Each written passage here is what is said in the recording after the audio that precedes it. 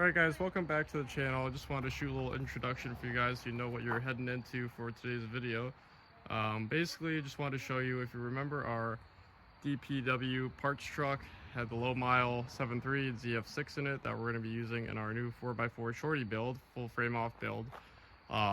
This is the frame of that truck. So we did actually tear the engine out and the ZF6 transmission out and pretty much took everything off that we might need. The reason why we ended up not using this frame and we're using another frame is because see the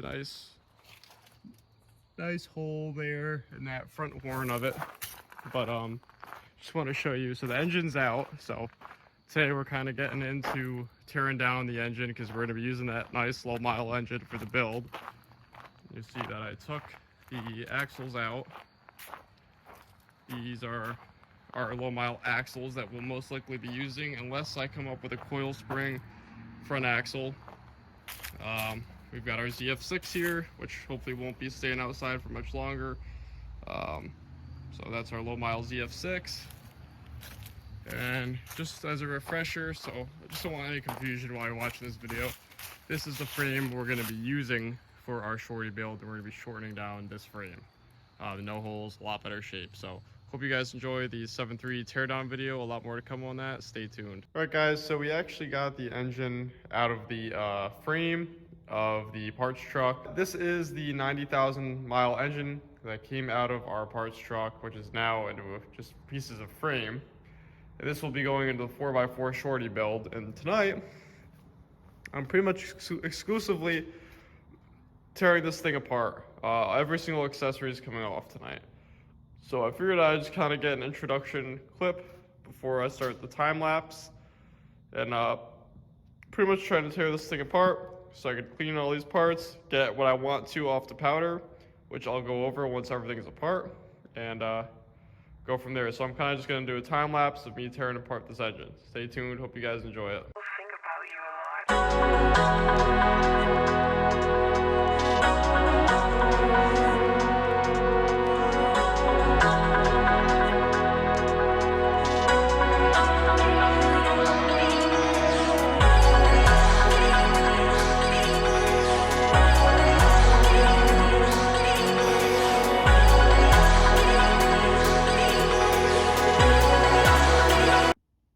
Guys, a little update on the engine build here. So hope you enjoyed the time lapse somewhat. I know it was a little bit I don't know, it probably wasn't the best angle. I don't show you getting everything, but just kind of cool seeing, you know, the disassembly process of the accessories on this. So kind of want to show you guys where I left off for just tonight, because I'm kind of finishing off for tonight. It's almost 10 o'clock here.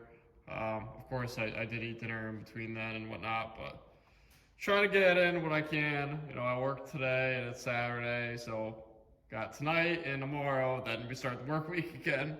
But that's all right. So anyways, we got our accessory brackets off. This is your left side. Your AC compressor goes where the 4 bolts are there. Keeping all the idlers on for now.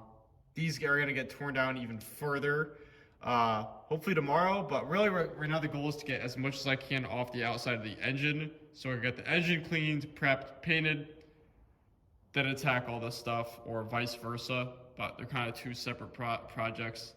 The main goal right now is just getting everything I can off of the engine. So, yeah, that's your left side accessory bracket. This is your tensioner that attaches to that bracket. That's another 13 millimeter bolt. Again, those 2 pulleys need to come off because those 2 brackets, the bracket and the tensioner, that's all getting powder coated. Now you got your right side accessory bracket I also took off. Again, your alternator goes up here. I quickly took that off because it's easy, 3 bolts. But tomorrow as well, or some point, this pulley needs to come off of your power steering pump, because I need to get that pump off to send this bracket to powder coat as well. Did get each motor mount off, right and left side. This is just your bracket to the engine wiring harness. That 42 pin goes through this and clips on. I'll actually show you right now. This, you see right here, clips onto that bracket. So, speaking of, took the entire engine wiring harness off. That's pretty simple, just unplug from everything possible. Your solenoids, I kept them attached for now. And honestly, we'll see if I even go any further with that. Maybe I'll separate the solenoids from this bracket and get the bracket powder coated. We'll see. I just like to do that for now, so when I'm not in a rush, I'll take pictures and everything of where exactly everything went wire-wise to these solenoids, or I'll just take the solenoids off with the wires still attached. One or the other, one or the other. But either way, I gotta clean this wiring harness up before it goes back on the engine. But it's in really good shape compared to other harnesses that are always right around the plug. You'll see them. Sorry, but you'll see them all chewed up, and this one so far, it's looking pretty good. Or like, let's say, for example, your IPR, that's usually pretty nasty, stuff like that. But this harness is looking really good. Even this connection, because it's always kinked like that, but it's no bare wires yet. So very nice harness that we're working with there for the engine. Probably because it's a 90,000 mile engine. So yeah, harness is off now. Stupid stuff, you know, took the upper and lower radiator hose off, the water pump. The water pump will need to come off. I'm keeping it on until the engine gets painted. Just that way I don't need to worry about duct taping it. I can just paint over this. Well, I'll take the pulley off, but I'll just paint over the water pump and then take it off, put the new one on. So I don't need to worry about, you know, taping that off or anything. Speaking of the water pump, we had to get our fan off of it. I really should have recorded that. I'm sorry. But what I basically do is, that's always, I hate taking these fans off, and taking them off in the truck's even worse. Just because you have to figure out a way to hold this pulley while taking the big nut off it, and of course that nut is so tight. That fan is always ridiculously tight on this pulley here. But what I ended up doing is I took a ratchet strap, wrapped it around a bunch of times.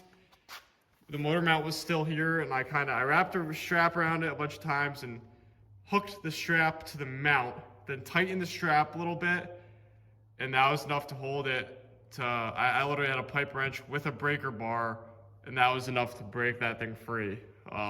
It sucks though. Every single time it's a project, and I do it differently every time too. So here, that's something that'll help you as an idea, and I'll probably forget about that idea and do it differently the next time I do it. But yeah, previously something you didn't see was I had quickly taken. No, this was another day. Actually, the same day I removed the engine. I took the turbo pedestal. Well, took the turbo off, which is actually in great shape. No play. You live in Connecticut and you want this, let me know. Well, I'm selling it. I'm not going to give it to you for free, but let me know if you want it. That's your pedestal. Probably not going to use that either. Going to get a delete pedestal. Old up pipes also probably won't use those. And we got our nice low mile spider. It's actually in really nice shape. Not a lot of corrosion on it. I probably will be using this. Probably will get this powder coated. Really got to remember not to lose these spacers on this. So that's all off. And then, you know, got the flywheel and clutch off. Not going to be using that. Just because always use South Bend clutch. Always use South Bend clutches on my builds every single time. So this the rear main, it's questionable. I see oil there, and it's always so hard to tell if it's coming from, this pan's already been done. But it's hard to tell if it's coming from the pan or the seal, and that's always the question. And in reality, I should do the seal while I'm here. I just hate doing them. If you know, unless you got the good tool. I have I think it's the Calvan tool for the 7.3 rear mains, and it's I don't know. It's all right. It didn't. It really didn't work how I would have liked it to work last time. It really didn't. But maybe this time we'll study it up a little more. Try to do a little bit better of a job on that. And so while we're here, you also see I took the oil cooler off. Let's take a go around that side to give you a deeper look. But oil cooler was off. That's just held on by 10mm bolts. When you take that side off, it's gonna dump whatever coolant's in that engine right out.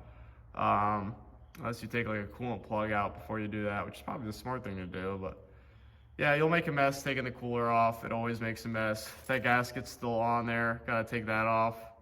But I always take the cooler off, A, so I could paint behind there, and B, I always reseal the oil cooler when the engine's out. Those O-rings get brittle, those oil coolers will start to leak, so that'll be in another video. I'm gonna tap the ends off that oil cooler and we'll reseal that up. So yeah, that brings us to the night. Now these fuel lines, something new I'm doing. I don't know if you guys have been watching. Some of you guys I know have been watching me for a while, some of you are new, but I usually will try to take these ends off of these rusty lines.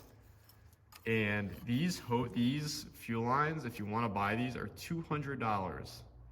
And what will happen is, you're sticking your tool. I have the proper tool, and it's so rusty, these won't separate. And the more you're fighting it, what ends up happening is it's so delicate over here, the end of your fuel line will snap into the hose. So now you've destroyed your $200 hoses, and you need to get the $100 steel lines.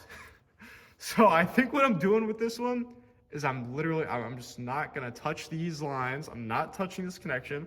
I separated them at the nice clean connection at the fuel lines at the frame, and I might just leave like that and just don't even touch them. There's no need to. I'll wrap them up when I paint it. It's just $300 right there that could be spent on something. That's what bugs me, is like $300 that could get me my delete pedestal, a bunch of gaskets. It's painful for something so stupid. Hate to put it that way, but that's just my opinion. So anyways, tomorrow we're gonna pop the valve covers, take all injectors out, take all the glow plugs out. We're not using any of that. We're going bigger injectors. Always put new glow plugs in when the engine's out. And probably start either. I gotta figure out what I'm gonna want to do first. What's the smartest time-wise?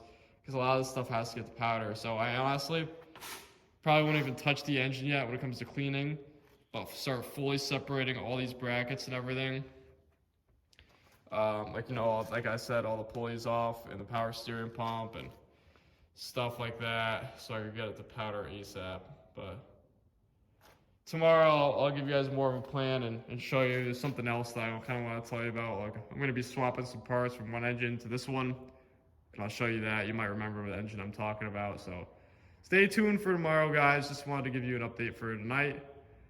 Sorry, we kind of did jump from like cab to bam. Now we're engines out of the parts truck and we're here. So sorry about that, but I figured I'd record while we are here at least. So stay tuned, guys. All right, guys, it's the next day. I've got the driver's side valve cover off. Quickly popped that off today, as well as the gasket. And so far, I'm quite pleased on the condition of what's under these valve covers here. I mean, the gasket itself looks very clean. All the connectors look nice and fresh. Almost looks like it's been replaced at one point, which is fine, honestly. And even under the valve cover here, everything's looking very clean. And no sludge. I mean, I've popped some of these valve covers off and there's just a ton of sludge, right in there. That's just straight oil, which is a very good sign. So what I'm gonna do now is we're gonna pop these injectors out and pop all the glow plugs out. So hopefully I'll get a nice time lapse on that for you. So stay tuned.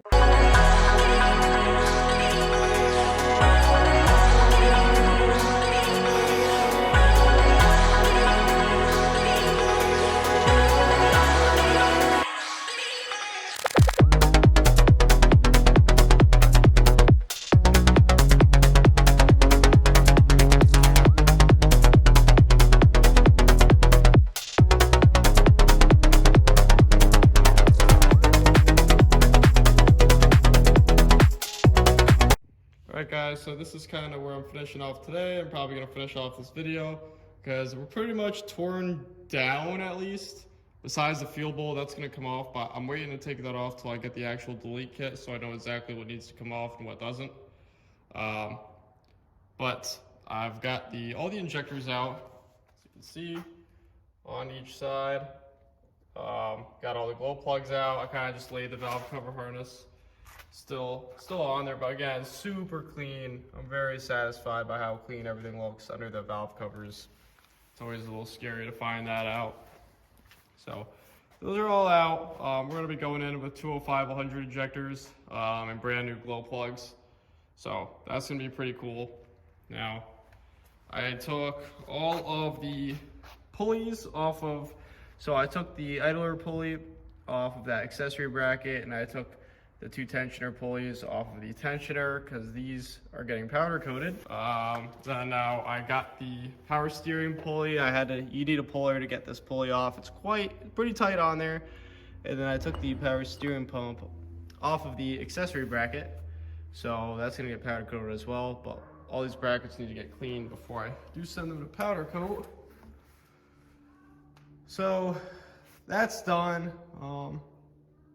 Out of the way, really.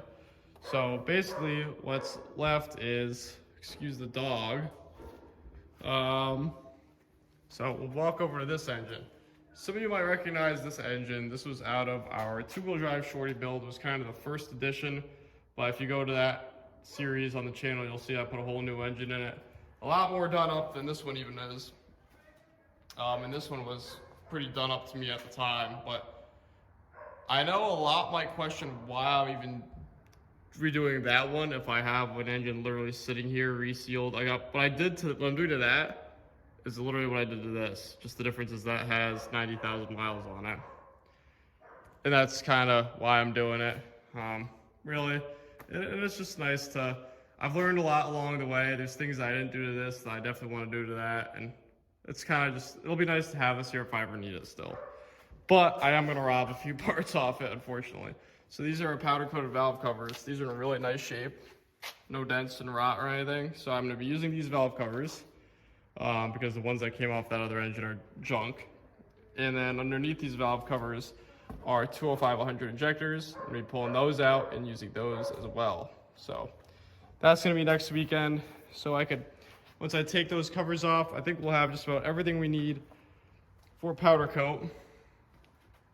And we'll be just about all set. So I'll bring it over here as well. It's just a complete mess. I'm so sorry. But that turbo you see right there, it's a KC38R. That's the turbo we're going to be using. So that's in pretty nice, fresh shape. So yeah, guys, pretty much the teardown is complete.